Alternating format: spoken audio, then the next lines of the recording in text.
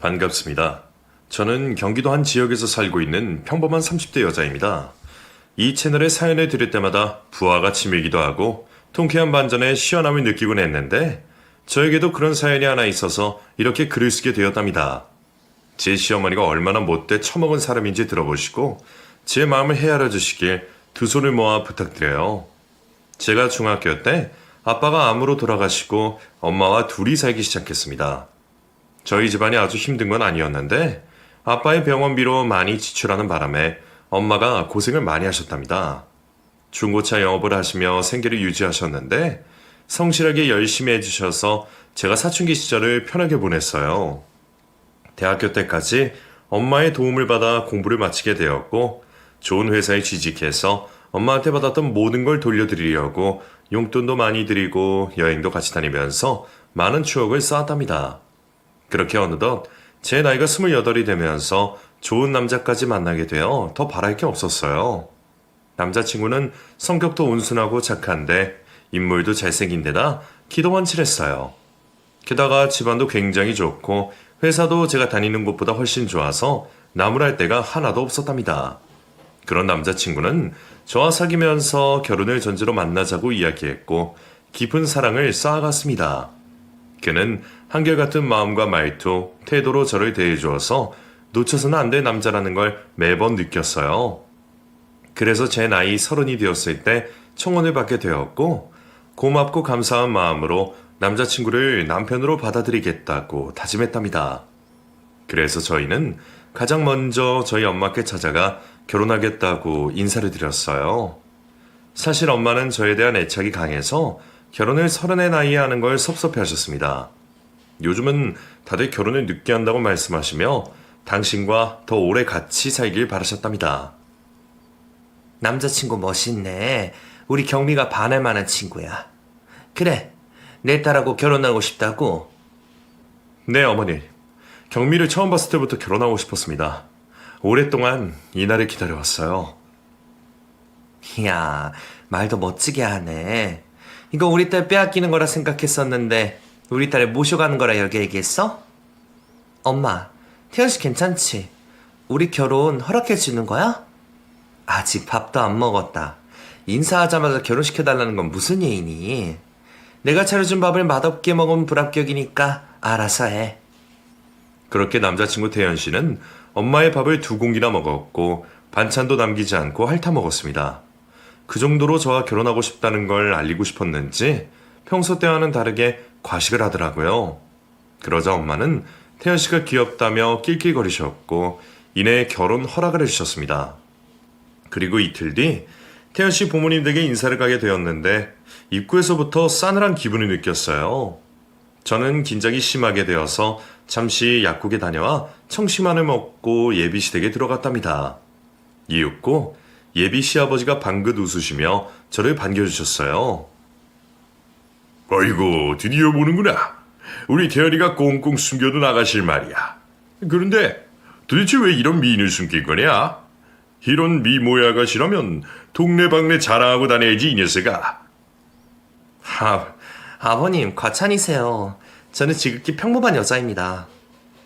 예쁜데다 겸손하기까지 아주 제대로 된 아가씨로구만. 어서 들어와. 우리 한 사람이 주방에서 맛있는 밥을 준비 중이니까 조금만 기다리자고. 잠시 후 부엌에서 예비 시어머니가 나오셔서 저를 아래 위로 훑어보셨습니다. 아, 자기가 경미? 뭐 그냥 그러네. 난 당신이 호들갑을 떨길래 얼마나 대단한 아가씨가 왔나 했어.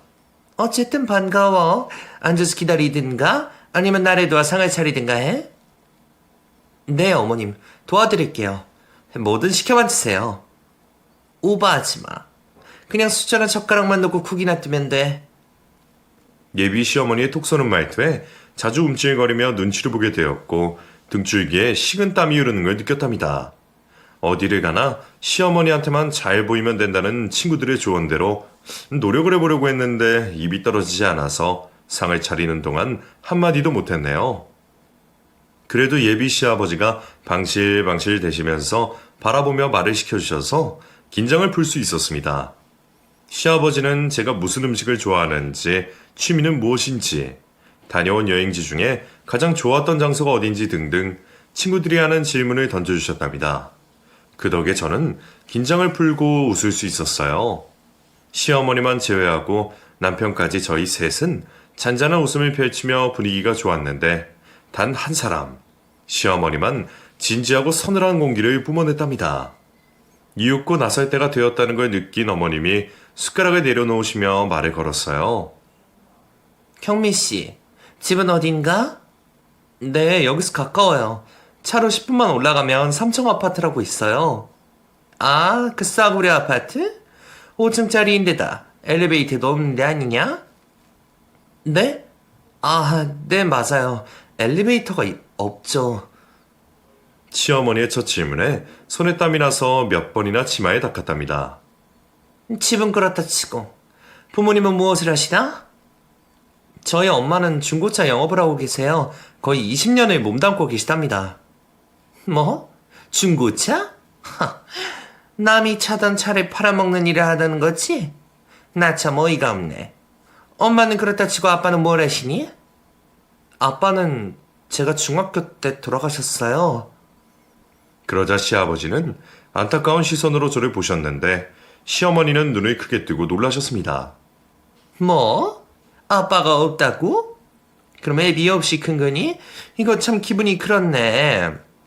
나는 부모 사랑 잘 받고 자란 아가씨를 바랬는데 말이야. 원래 사랑을 잘 받고 큰 애들이 성격도 착하고 어른 공경을 할 줄 아는 법이거든. 그런데 너 사춘기 때부터 엄마랑 둘이 살았으니 많이 반항적으로 컸을 것 같다. 시어머니의 말은 엄청 기분이 나빴습니다. 단어 선정부터 해서 비꼬고 조롱하는 듯한 말투로 절 훈계하시는데 도대체 제가 왜 이런 소리까지 들어가며 여기에 앉아있는 게 이해되지 않았답니다. 하지만 예비 남편과 결혼하고 싶은 마음이 굴뚝 같았던 저는 시어머니의 말에 발끈하거나 기분 나쁜 기색을 억지로 감추고 대답했어요. 아빠가 일찍 돌아가시긴 했지만 엄마가 저를 애지중지하게 키워주셨어요. 부족함 없이 자라서 알바도 한번 해보지 않았답니다. 그리고 엄마와는 친구같이 잘 지내서 한 번도 반항하거나 대든 적이 없어요. 어머님, 한부모 가정이라고 해서 어른을 공경하지 않거나 성격이 나쁘지 않아요. 비록 제가 태연 씨에게 부족하지만 모자란 사람은 아니라고 생각합니다. 저는 당당하고 솔직하다 생각하고 대답했는데 시어머니는 저에게 얘 참 당돌하네. 어른이 궁금해서 물어본 질문에 그런 식으로 대답을 해? 벌써부터 이런 식으로 말 대답을 하는데 나중에는 얼마나 나를 무시하겠어. 아주 잡아먹히겠다. 라며 또 시비를 거셨답니다. 그래서 전 할 말을 잃어 고개를 떨구고 반성하는 자세를 취했어요. 그때 시아버지가 시어머니를 말리며 제 편을 들어주셔서 위기를 넘길 수 있었습니다. 여보 그만해. 당신이 경미 아가씨한테 아버지 없이 자랐다고 무시하듯이 말했잖아. 나라도 기분이 나쁘겠어. 뭐예요? 지금 제가 잘했다는 거예요? 나 참 누가 보면 악덕 시어머니인 줄 알겠네. 밖에 나가봐요. 며느리 쥐잡듯이 잡는 시어머니들이 천지라고요. 나는 내 아들이 결혼하면 기본 예의만 지키면 아무것도 바라는 게 없는 사람이라고요. 시어머니가 목소리를 높이자 시아버지는 바로 입을 닫으셨고 남편도 한마디도 하지 못하고 꿀먹은 벙어리가 되었답니다. 이 집안의 실세인 시어머니가 화를 냈으니 충분히 그럴 수도 있다 이해하고 가만히 앉아 있었습니다. 이어지는 질문은 저의 학력과 직업이었는데 그것마저 마음에 안 든다고 하시며 얼굴에 잔뜩 주름을 지으며 짜증을 내셨어요. 태연아, 너 이 아가씨랑 꼭 결혼해야겠니? 네가 어디가 부족해서 이런 여자랑 결혼을 해? 볼 게 아무것도 없는 평범한 여자잖아. 우리 집안이 평범한 집안이라면 이런 말을 안 해. 네 아버지 대기업 전무님이야. 많은 사람들에게 각광받는 훌륭한 인물이라고. 그런데 이런 여자가 우리 집에 시집 오면 사람들이 뭐라고 말하겠느냐? 그 참 여보 그만 좀 해. 오늘 처음 인사 온 손님한테 자꾸 그런 식으로 말할 거야? 그리고 내가 보기엔 부족한 게 하나도 보이지 않는데 뭐가 그렇게 마음에 안 드는 거야? 또 내가 전무인 거랑 며느리가 평범한 거랑 무슨 상관이냐고. 시아버지가 작은 목소리로 반기를 들자 시어머니는 화를 주체하지 못하고 식탁에서 일어나 안방으로 들어가셨습니다. 결국 저는 눈물을 터뜨리고 말았어요. 서러움과 속상함, 그리고 결혼을 승낙받지 못한 비참함까지 뒤섞인 눈물이었죠. 남편은 어쩔 줄 몰라 하며 미안한다는 말을 수없이 하며 저를 달래주었고, 시아버지도 옆에서 진심으로 미안하다 사과하셨고, 시어머니가 원래 날이 서 있는 까칠한 사람이니 이해해달라고 부탁하셨어요.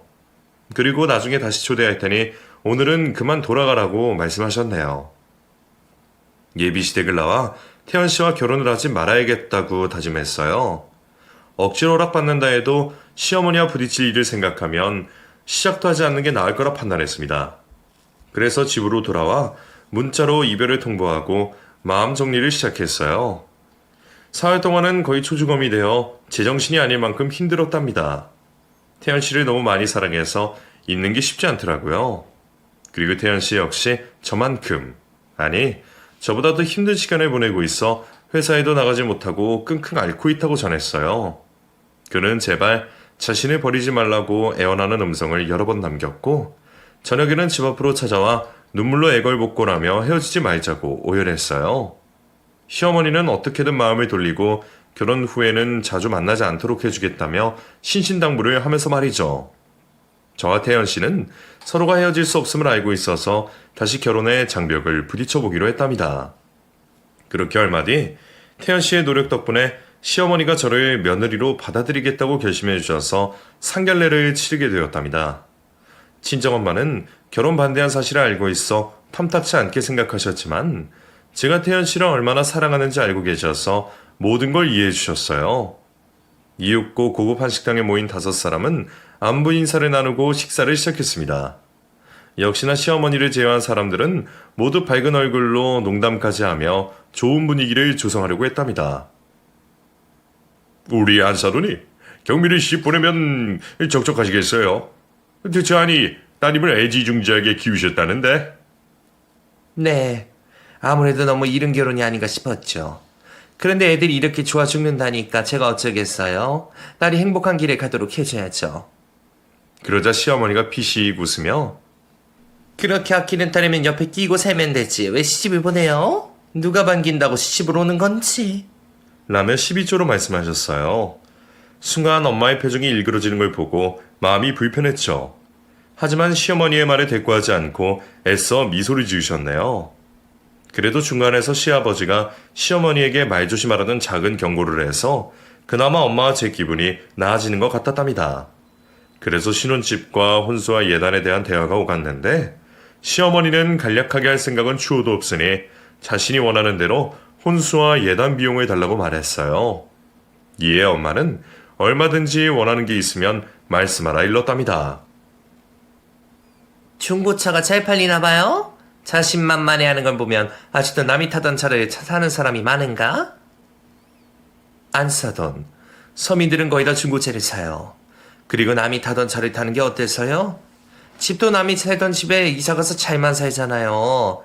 안 사던 집도 처음부터 새 집이 아니었을 거 아닌가요? 집이랑 차랑 같아요?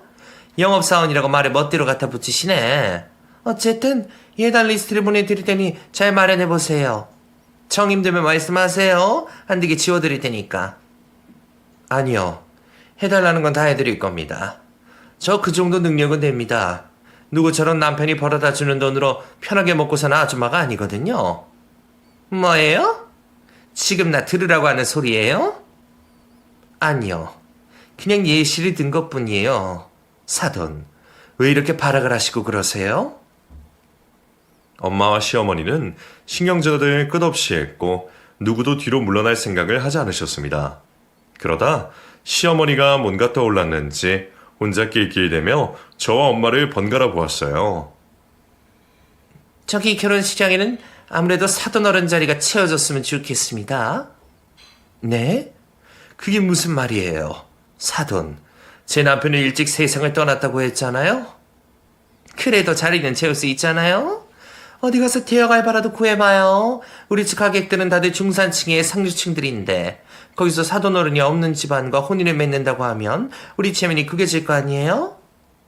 저는 이건 아니다 싶어서 시어머니께 약간의 언성을 높였어요. 어머님, 그건 아니죠. 시부모님 체면을 차리려고 대여 알바를 구하라뇨. 그리고 요즘 누가 혼주석에 자리가 비었다고 이상한 생각을 하겠어요. 어머님은 지금 억지를 부리고 계시는 거라고요. 얘가 드디어 본색이 나오네. 너 지금 애비 없이 차는 티내냐? 그리고 결혼식에서 꼭 애비 없는 티를 내야겠니? 시어머니는 도저히 말이 통하지 않았어요. 저를 마음에 들어하지 않아서 골탕 먹이고 화를 돋구게 할 작정인 것 같았죠. 친정엄마는 흥분을 감추고 침묵으로 일관하다가 마음의 결심을 하셨는지 입을 떼어내셨습니다. 아무래도 이 결혼은... 그 순간 엄마의 말어리를 자르고 제가 말했어요. 알겠어요. 혼주석에 아빠 또래의 남자를 안 치겠습니다. 그럼 됐죠?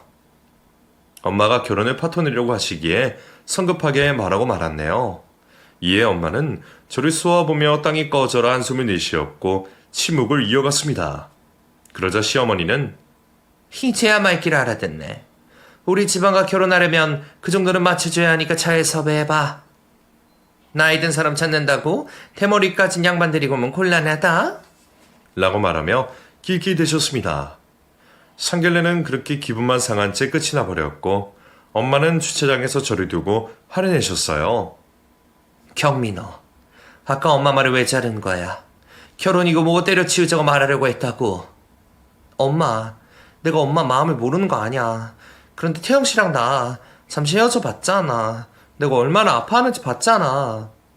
그래서 그 망나니 같은 시어머니와 평생 부딪히면서 살려고. 너 그러다 쓰러져 정신이 온전치 못할 거란 말이야.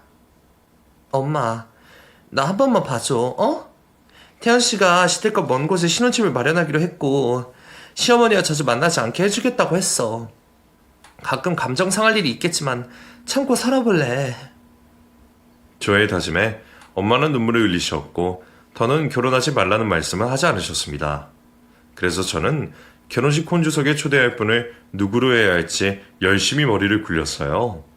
중학교 때 아빠와 아주 절친했던 친구분이 가장 좋겠다고 생각해서 오랜만에 연락을 드렸습니다.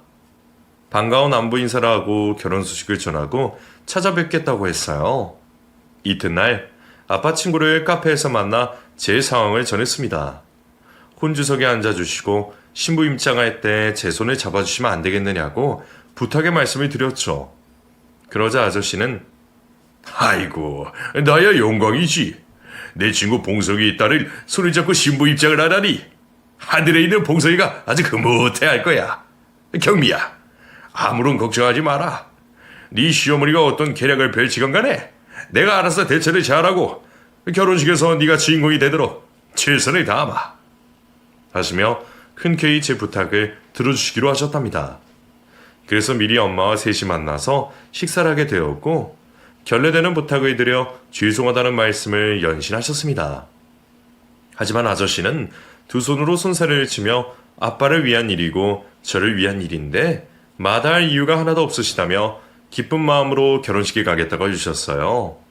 아빠에게 이런 훌륭한 친구가 있어 너무 감사했고 다행이라는 마음으로 다가오는 결혼식을 준비할 수 있었네요. 그렇게 걱정도 많고 기대도 많은 결혼식 날이 밝아왔고 저와 엄마는 미용실에 들러 헤어와 메이크업을 받았습니다. 그리고 예식장으로 가서 예비 남편과 시부모님을 만나게 되었답니다. 어이구, 이렇게 화장에 떡칠하니 누군지 못 알아보겠네요. 두 사람 오늘 아주 단단히 준비했나 봅니다. 뭐 추리하게 오는 것보다 낫긴 하네. 그나저나 경미야, 너 혼수석 채울 대여금 구한 거니? 설마 못 구했으니 봐달라는 소리를 하진 않겠지? 걱정 마세요, 어머님. 아주 훌륭한 분으로 초대했어요.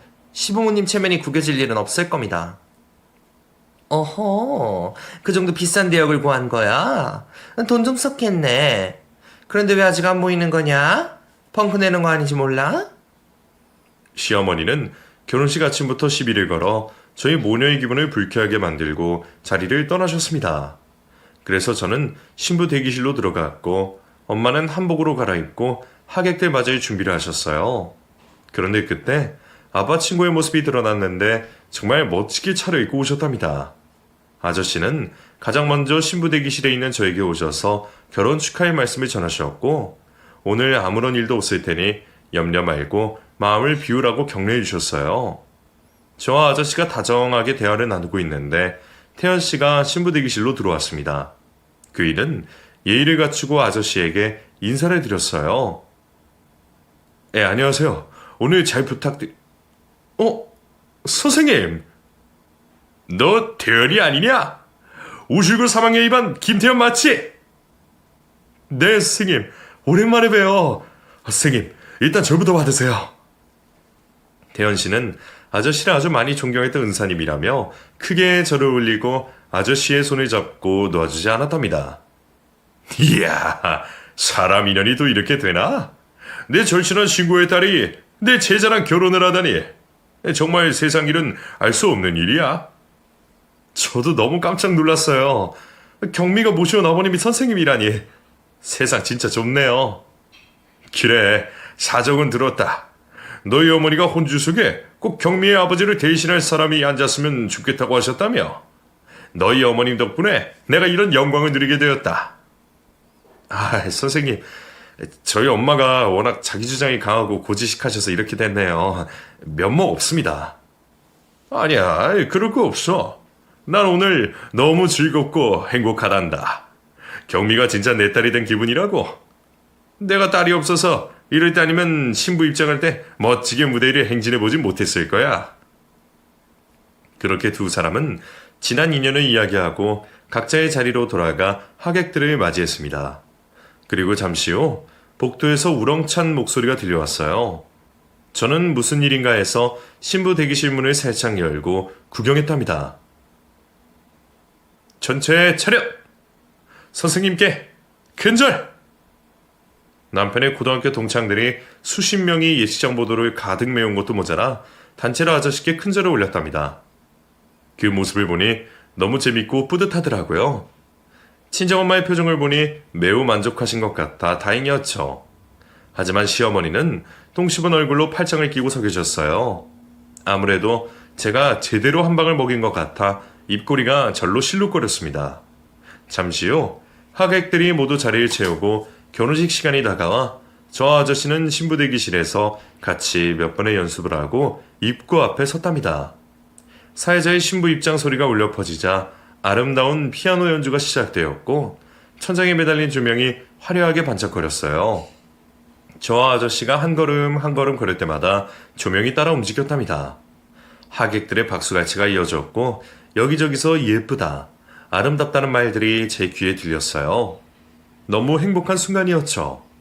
그리고 신랑 측 하객들 중 절반 이상이 아저씨의 제자들이어서 그런지 환호성을 엄청 크게 질러주었답니다.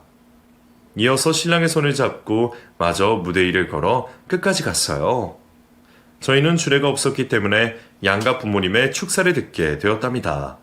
먼저 시아버지가 무대에 나와 무탈한 삶을 살아가며 부부가 일심동체로 행복하게 살기를 빈다는 내용의 축사를 하셨어요. 그리고 아저씨가 축사를 하기 위해 무대에 오르자 제자들이 기립해서 5분 동안 박수를 보냈답니다. 그 모습에 엄마의 얼굴은 환한 미소가 가득했고 시어머니는 인상을 찌푸리며 궁시렁거리셨죠. 이윽고 박수가 끝나자 아저씨가 축사를 시작했습니다. 오늘 제 앞에 있는 두 사람은 저에게 특별한 사람입니다. 신랑은 고등학교 교사인 저의 제자이고 신부는 저희 둘도 없는 친구의 딸이죠. 제가 신부의 아버지도 아닌데 이 무대에 오른 것과 혼주석에 앉은 게 의아하게 보이실 거라는 거 저도 잘 압니다. 하지만 저에게는 무척이나 영광스럽고 행복한 기회여서 욕심을 내어 이 자리에 오르게 되었네요. 이 모든 건 신랑 어머니의 생각이셨습니다. 아버지가 안 계신 신부에게 혼주석을 무조건 채우라는 지시를 하셨거든요. 그래서 제가 이렇게 복의 겨운 날을 맞이했답니다. 그래서 마지막으로 신랑 어머니께 감사 인사를 드리고 싶네요. 태연 어머님, 덕분에 제 인생 최고의 날을 보내게 되었어요.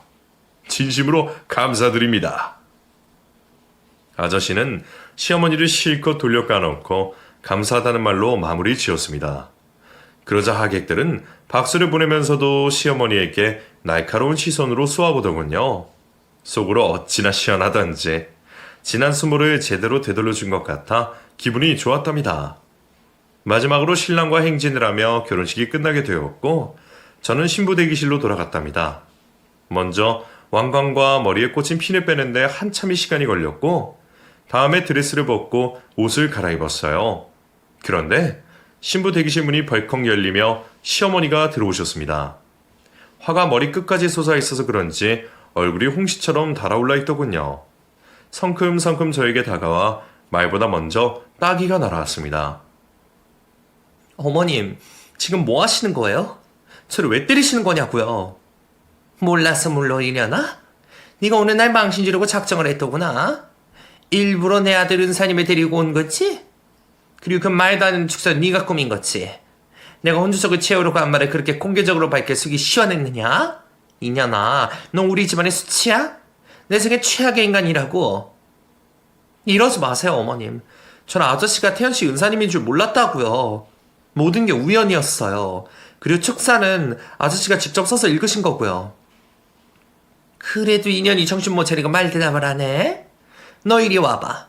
귀싸대기를 날려줄 테니까 고개 똑바로 들란 말이야. 시어머니는 한 손으로 제 턱을 붙잡았고 다른 한 손으로는 따귀를 날리려고 높이 들었습니다. 그런데 그때 친정엄마가 달려와 시어머니의 손목을 잡아채며 공격을 멈췄어요. 이게 뭐 하는 짓이에요? 감히 내 딸한테 손찌검을 해? 이건 아니냐나. 애비 없이 자라서 싸가지가 없는 건 알았다만 당신이 교육을 역같이해서 이렇게 된 거라고. 인연이 새끼를 잘못 키워서 이 사달이 난 거란 말이야. 이 여자가 정말 미쳤나 봐. 결혼식을 마치자마자 이게 무슨 행패래? 당장 내 딸에게서 떨어지지 못해? 시어머니는 분을 참지 못하고 저희 엄마 머리채를 낚아챘습니다. 그러자 엄마도 시어머니의 머리카락을 양손으로 낚아챘죠.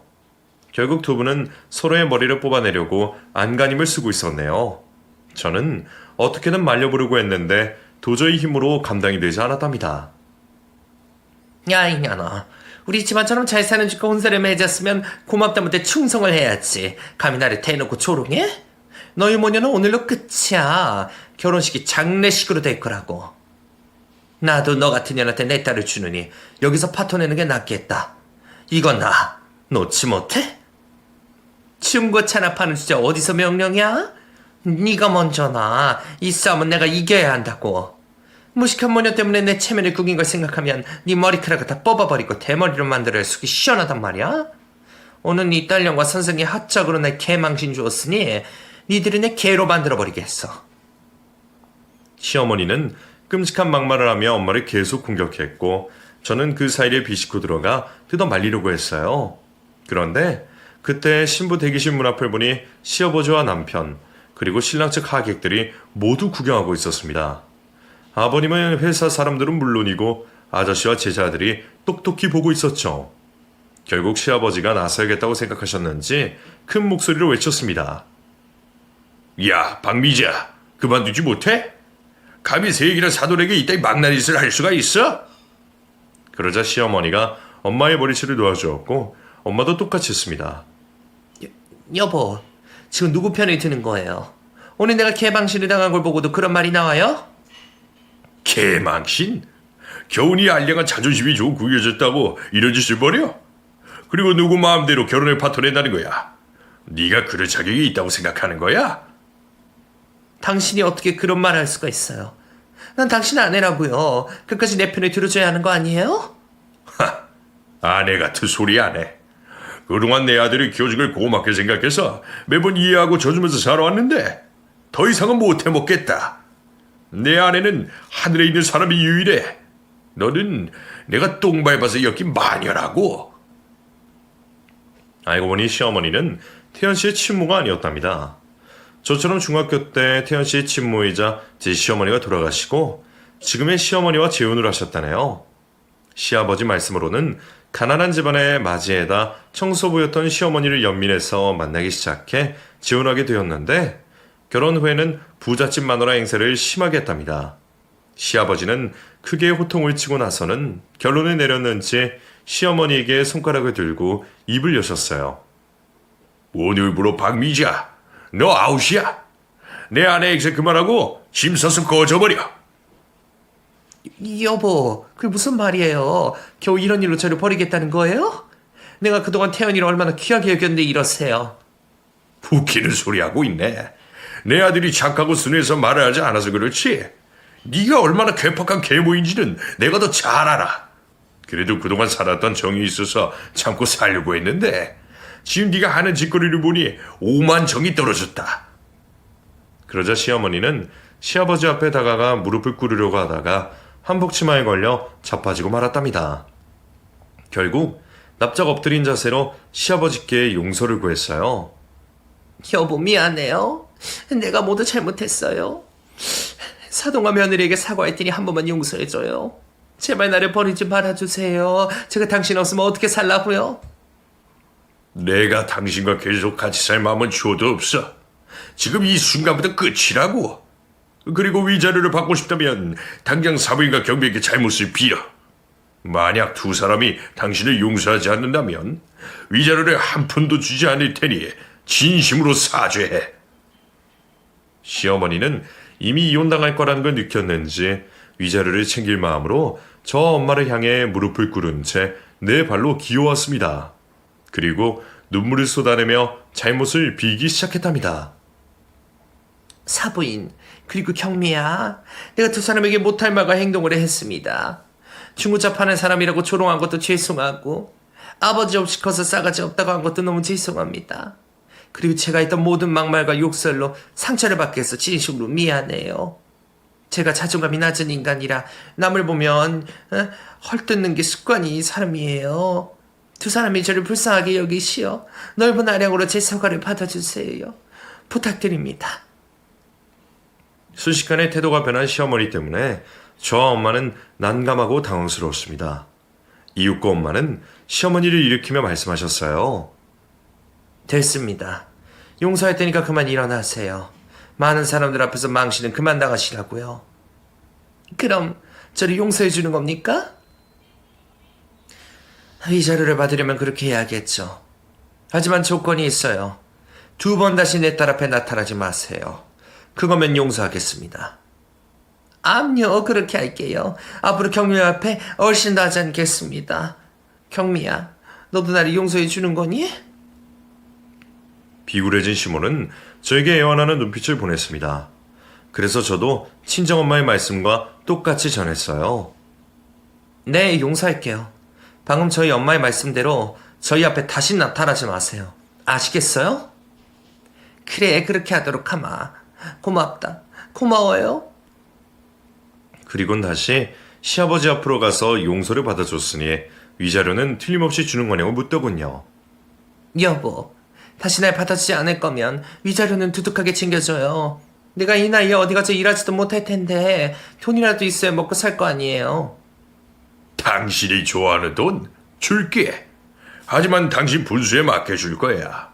그동안 내 아내로 살면서 빼돌린 돈이 솔찬히 많으니까 계산기 두들겨서 알맞게 주겠어. 알았어요. 한 푼이라도 받아가면 된 거죠. 고마워요, 여보.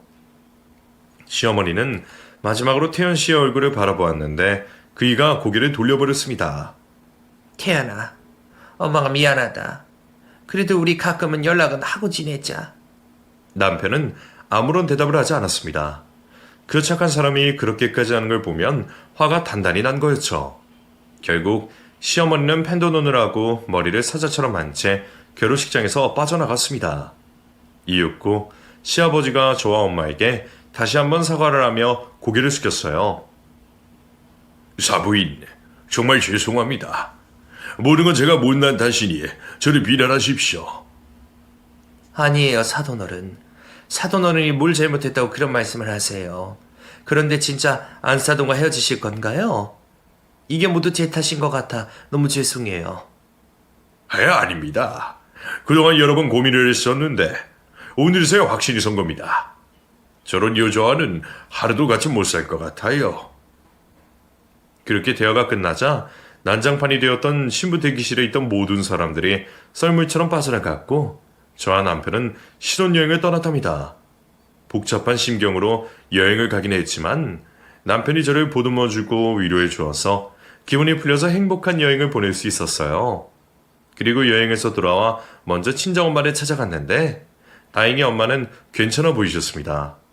남편은 연거푸 사과를 하며 다시는 이런 일이 없을 거라 장담하며 저를 이 세상 누구보다 행복하게 해주겠다고 약속을 했답니다. 엄마는 믿어 의심치 않는다며 남편의 손을 잡아주었고 무탈하게 잘 살라고 조언을 해주셨어요.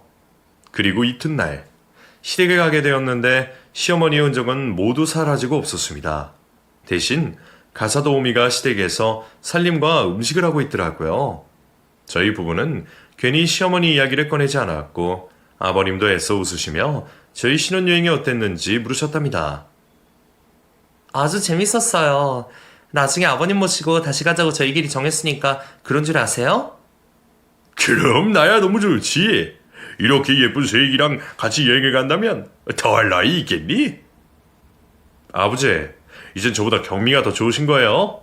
경미랑 여행 간다니까 입이 귀에 걸리셨네. 당연하지 이놈아. 너 같은 시커먼 놈보다 천사 같은 새애기가 더 좋은 건 당연한 거 아니냐? 아버님 감사해요. 그리고 저희가 드릴 말씀이 있어요. 뭐든 말해보거라. 저희 아버님과 같이 살아보면 어떨까 해요.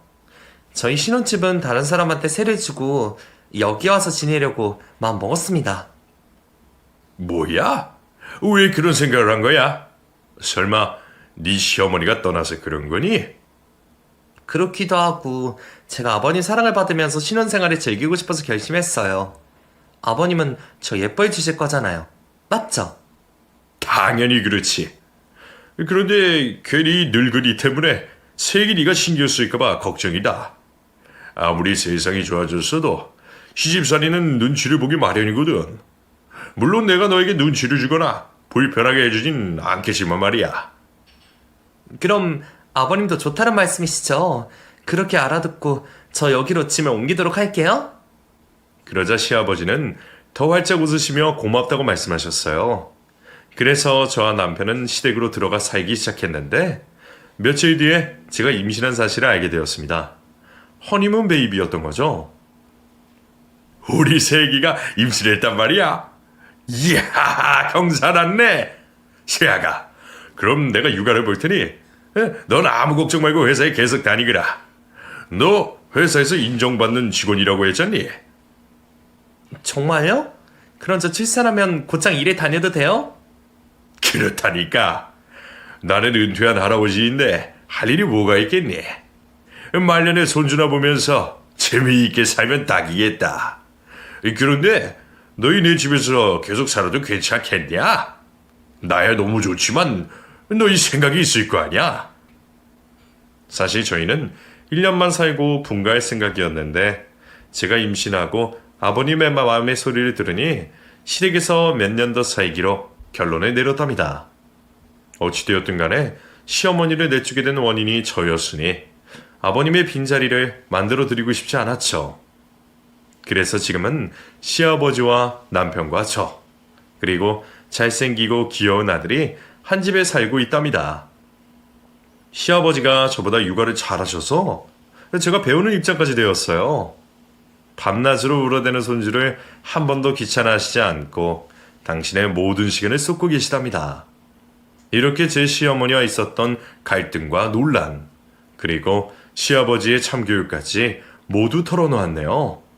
제 결혼식 날 행패를 부렸던 시어머니를 생각하면 아직도 소름이 돋고 아찔하답니다. 지금은 어디서 무엇 하고 지내는지 모른 채 지내고 있는데 두 번 다시는 마주치고 싶지 않네요.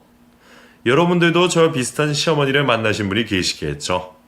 그런 분들에게 꼭 드리고 싶은 말씀이 있는데 너무 참지만 말고 하신 말씀을 꼭 하시고 당신이 편이 되어줄 분에게 도움을 청했으면 좋겠습니다.